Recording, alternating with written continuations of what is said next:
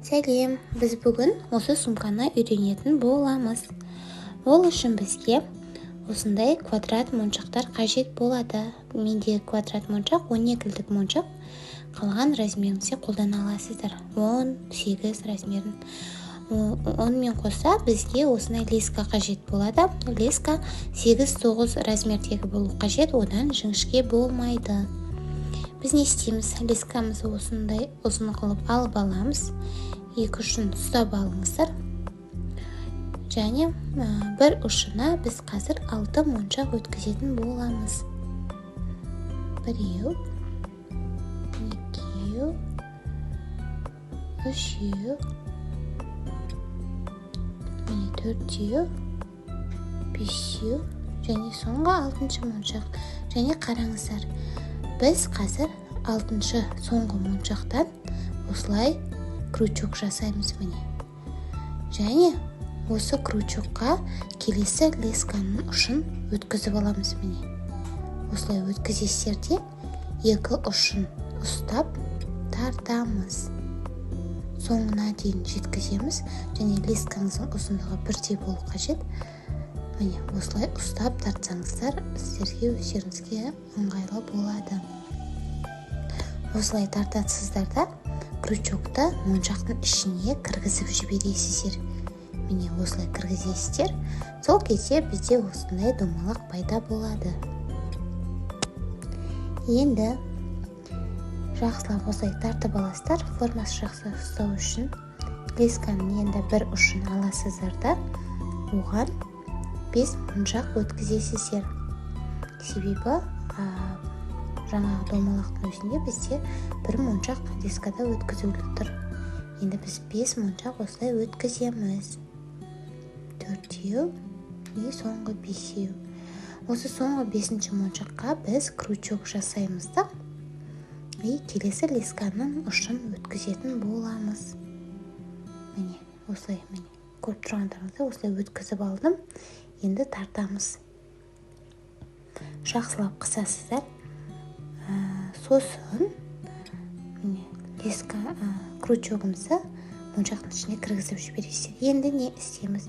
Енді 3 моншақтың ортасында тұрған лесканы біз осы тұрған моншаққа, бір моншаққа өткіземіз. Осы лесканы мына тұрған бір моншаққа өткізесіздер.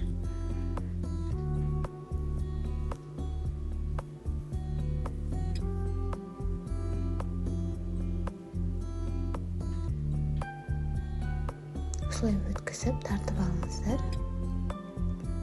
Енді келесі жоғары жақта тұрған лесканы осы лескамызға 4 моншақ өткіземіз. Себебі 2 моншақ уже өтіп тұр лескамызда.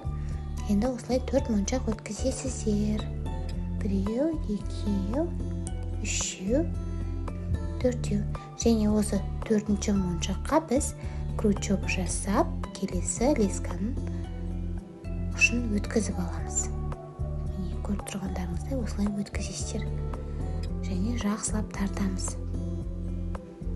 Бізде осылай пайда болады. Дәл осы схема бойынша айналдырып тоқисыздар. Жақсылап тартып алыңыздар. Мен сіздерге және бір рет көрсетейін қайталап. 3 моншақтың ортасында тұрған лесканы міне осы моншаққа өткізесіздер.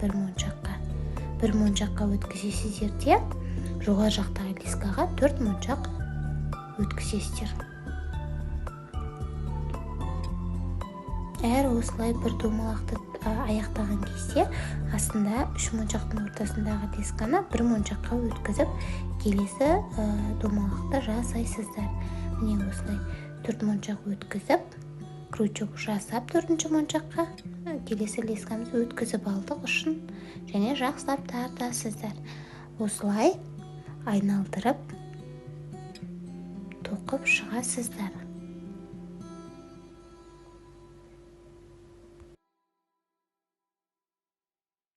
Міне біз аяқтап қалдық. Енді соңғысын не істейтін боламыз? Бізде айналдыра 5 домалақ болды.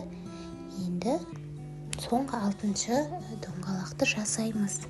Ол үшін осы 3 моншақтың ортасында тұрған лесканы 1 және 2. Осы 2 моншақтан өткізесіздер.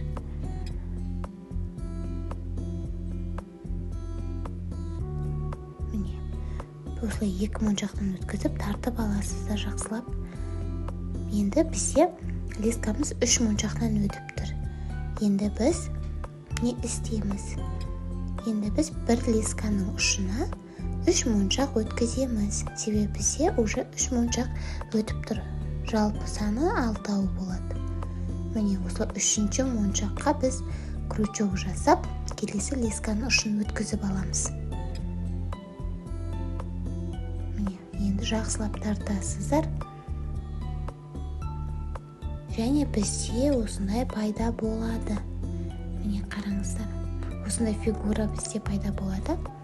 Енді біз не істейміз? Ортада 3 моншақтың ортасында тұрған лесканы осы 1 моншаққа өткізесіздер. Және біз келесі айналымды жасаймыз. Ол айналым кішкене ерекше болады. Міне, осылай өткізіп аласыздар да, бір лесканың ұшына бізде қазір 2 моншаққа леска өтіп тұр. Енді біз бір лесканың ұшына 4 моншақ өткіземіз.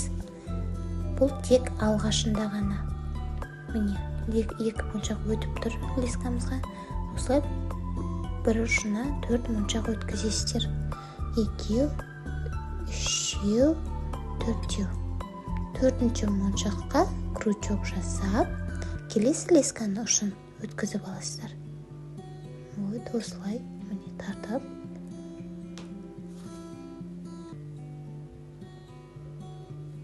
Жақсылап тартып аласыздар.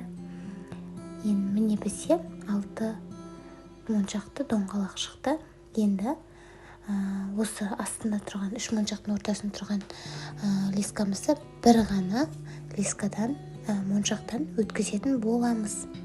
Және жақсылап тартасыздар. Енді бізде 2 моншақтан өтіп тұр. Енді біз 3 моншақ өткіземіз. Жоғары жақта тұрған лескамызға міне 3 моншақ өткізесіздер. Ескерте кетейін, бізде бұл айналым 6 моншақ бір, одан кейін 5 моншақ, одан кейін 6 моншақ, одан кейін 5 моншақ. Осылай айнала кезектесіп тоқылады. Осылай тартасыздар. Бізде біріншіміз 6 моншақ болды, одан кейінгіміз 1 моншақтан өту арқылы осылай 5 моншақты болды. Енді сіздерге түсіндіре кетейін. 6 моншақ, 5 моншақ, енді бізде 6 моншақты доңғалақ пайда болу керек. Ол үшін біз бір емес 2 бірдей моншақтан өткіземіз. Осы схема бойынша кетеді. 6 моншақты тоқитын кезде біз 2 моншақтан өткіземіз. 5 моншақты доңғалақ тоқитын кезде біз 1 моншақтан өткіземіз. Осыны естеріңізден шығармаңыздар. Міне, біреуінен өтті.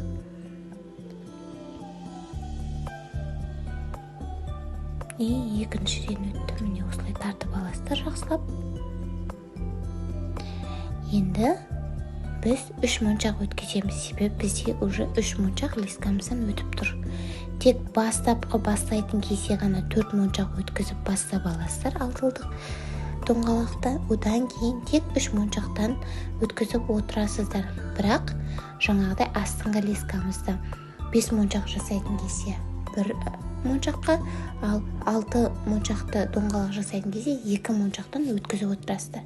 Міне, қазір біз 6 моншақты доңғалақ жасап алып, енді 5 моншақты доңғалақ жасау үшін міне көріп тұрғандарыңызда бір ғана моншақтан өткіздік. Және дәл солай 3 моншақ аласыздар да осылай жоғары жақта лескамызға өткізіп, соңғы моншаққа крючок жасап, келесі лесканың ұшын өткізіп тартып аласыздар. Түсінікті деп ойлаймын. Дәл осы схеманы айналдырып шығасыздар.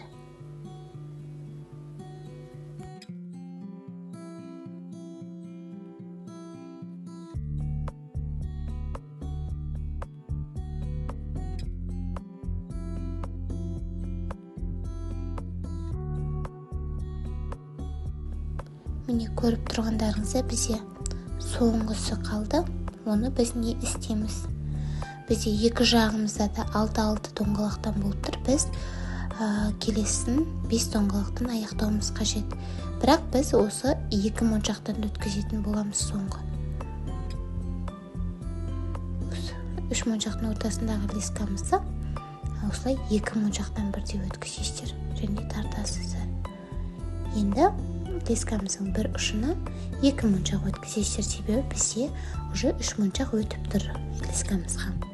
Міне осылай 2 моншақ өткізіп, 1 моншаққа крючок жасап, соңғысына осылай тартып аласыздар. Осымен біздің айналымыз аяқталды. Енді не істейміз? Осылай бізде қазір 1 моншақтан лескамыз өтіп тұр. Енді біз лескамыздың бір ұшына 3 моншақ өткізіп аламыз. 1, 2, 3 және 3-ші моншаққа біз осылай крючок жасаймыз да, келесі лесканың ұшын өткіземіз. Біз осы қатарымызды осылай 3 моншақпен бастаймыз. Бірақ айналдыра тек 2 моншақпен жұмыс жасайсыздар. Осылай астыңғы лескамызды 1 моншақтан өткізесіздер де, жоғары жақтағы лескамызға 2 моншақ өткізесіздер. Дәл осы схема қайталана береді, ешқандай өзгеріссіз. Тек бір ғана моншақтан астын өткізіп отырасыздар және жоғары жақтағы лескамызға 2 моншақтан өткізіп отырасыздар. Осылай крючок жасап, крючогымызды жақсылап қысып және крючокты моншақтың ішіне кіргізіп жіберу шарт. Сол кезде формасы әдемі шығады. Міне біз соңғысына келдік. Соңғысында біз не істейміз? Астыңғы тұрған лескамызды бірдей 2 моншақтан өткізесіздер. Міне астында 1 моншақ және міне жанында тұрған 2-ші моншаққа өткізесіздер. И осылай тартып аласыздар жақсылап. Міне енді лескамыздың бір ұшына 1 моншақ өткізесіздер де, крючок жасап, міне крючок жасап, келесі лесканың ұшын сол крючокқа өткізесіздер. И жақсылап тартамыз. Осымен біздің айналымыз аяқталды. Дәл осындай және бір доңғалақ жасап аласыздар. Ол сумканың 2-ші беті болады. Міне бізде 2 бірдей осындай доңғалақ шықты. Енді біз олардың арасын қосып аламыз. Ол үшін осы доңғалақтың біреуін аласыздар да, осылай 1 моншаққа лескамызды өткізіп аласыздар.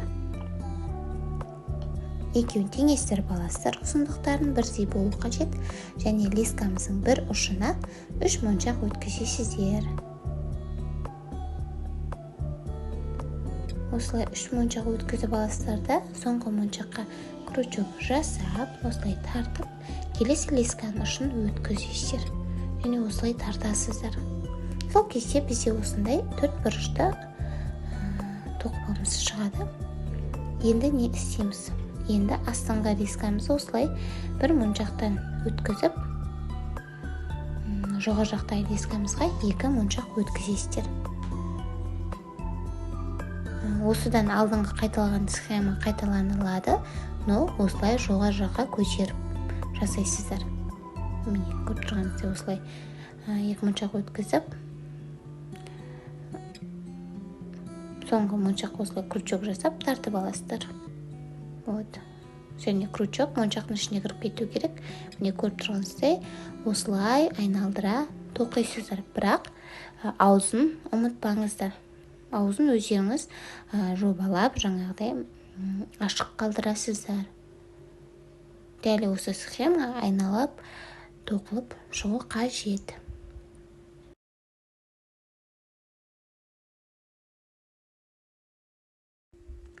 Міне қараңыздар, мен осылай тоқып шықтым. Енді не істеу қажет? Енді біз міне осы сырт жақта тұрған лескамызға 2 моншақ өткізесіздер де, крючок жасап, жоғары жақтағы лескамызды өткізіп аласыздар. Осы соңғысында наоборот астыңғы жақтағы лескаға өткізесіздер моншақ. Сол кезде бізде лескамыз жоғары қарап тұрады. Енді осылай сырт жақтағы лескамызға 3 моншақ өткізіп, үшінші моншаққа крючок жасап, осылай өткізіп аласыздар. Жақсылап тартасыздар. Міне, көріп тұрғандарыңыздай осылай астыңғы жақтағы лескамызды осылай бір моншаққа өткізесіздер де тартып аласыздар. Және жоғары жақтағы лескамызға 2 моншақ өткізесіздер де екінші моншаққа крючок жасайсыздар. Дәл жаңағыдай осылай қайталап шығасыздар. Ешқандай қиындығы жоқ. Осылай міне. Көріп тұрғандарыңыздай дәл осылай қайталай бересіздер. Астыңғы лескамызды астыңғы бір моншаққа өткізесіздер, ал жоғары жақтағы лескамызды 2 моншақ өткізесіздер. Және екінші моншаққа крючок жасап, астыңғы лескамызды сол крючоктан өткізіп аласыздар. Міне. И жақсылап тартасыздар. Дәл осы схема айналдырып тоқисыздар.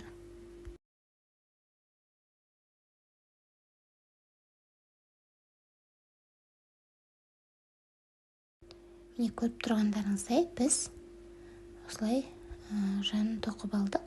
Бізде 3 қатар шығу керек. Осылай санап аласыздар. Осылай 3 қатар шығады. Енді лескамыз осылай жанында аяқталады. Енді не істейміз? Осындай жоғары жақтағы лескамызға 1 моншақ өткізіп, келесі доңғалағымыздың қалаған бір жерінен 1 моншағын өткізесіздер. Осылай тартасыздар. Сол кезде олар бірігетін болады. Енді не істейміз? Енді лескамыздың бір ұшына 1 моншақ өткізіп аласыз. Және крючок жасап, келесі лесканың ұшын өткіземіз. Міне, дәл осылай өткізесіздер де осылай тартып, қысып аласыздар. Жақсылап тартасыздар. Формасын жақсы ұстау керек. Енді ортадағы лескамыз бен сырт жақтағы лескамыз екеуінен де бір моншақтан өткізесіздер. Міне, осылай сырттағыдан 1 моншақ, ішіндегі тұрған осы 1 моншақтан өткізесіздер. Және лесканың бір ұшына және 1 моншақ өткізесіздер де крючок жасайсыздар. И келесі лесканың ұшын сол крючокқа өткізіп, жақсылап қысып тартып аласыздар. Міне, дәл осылай соңына дейін жасайсыздар. Сол кезде біздің сумкамыз бірігетін болады. Және бір қайталап жіберейін сіздерге. Осылай 2 лескамызды астында тұрған бір моншақтан осылай өткізіп аламыз. Міне, дәл осылай өткізіп аласыздар. Келесі бетінде 1 моншақтан өткізесіздер. Және лескамыздың бір ұшына 1 моншақ өткізіп, крючок жасап, келесі лесканың ұшын өткізіп аласыздар. Міне, жақсылап тартасыздар. Осылай біздің сумкамыз бірге бастайды. Жақсылап тартуларыңыз қажет. Осылай соңына дейін жасайсыздар.